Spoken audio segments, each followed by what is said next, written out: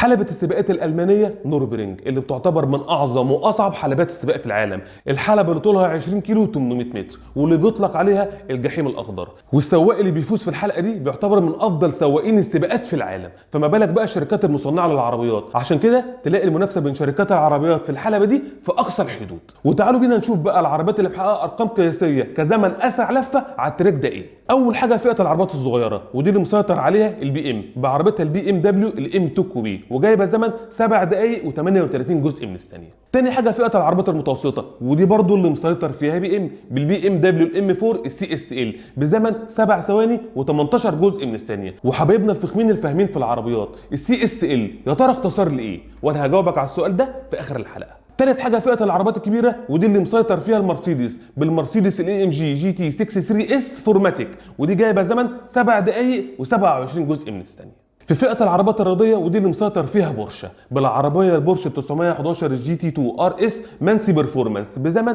6 دقائق و43 جزء من الثانيه. وفئه العربيات السوبر الرياضيه اللي مسيطر فيها المرسيدس بالاي ام جي 1 بزمن 6 دقائق و35 جزء من الثانيه، ودي بتعتبر اسرع عربيه انتاجيه في حلبة سباق نوربرينج. بعد كده العربيات المعدله مسيطر عليها البورشه بالبورش جي تي 2 ار اس ام ار بزمن 6 دقائق و44 جزء من الثانيه. فئه العربات الكهرباء، ودي مسيطر عليها الريماك نيفيرا في 7 دقائق وفاصله 05 جزء من الثانيه. نيجي بقى للعربيه محطمه الارقام القياسيه على التراك ده، البورشه 911 الهايبرد الايفو اللي جايبه زمن 5 دقائق و19 جزء من الثانيه بفرق دقيقه كامله و16 جزء من الثانيه عن اقرب المنافسين ليها اللي هي المرسيدس الاي ام جي 1. نيجي هنا بقى لاجابه السي اس ال بتاعت البي ام اختصار لايه. هنا انقسم الناس لفريقين، الفريق الاول بيقول لك ده اختصار لكوبيه سبورت لايت ويت او العربيه كوبيه الرياضيه خفيفه الوزن، والفريق الثاني كومبيتيشن سبورت لايت ويت. انا من الناس اللي مع كوبيه سبورت لايت ويت، انت مع انهي فريق فيهم؟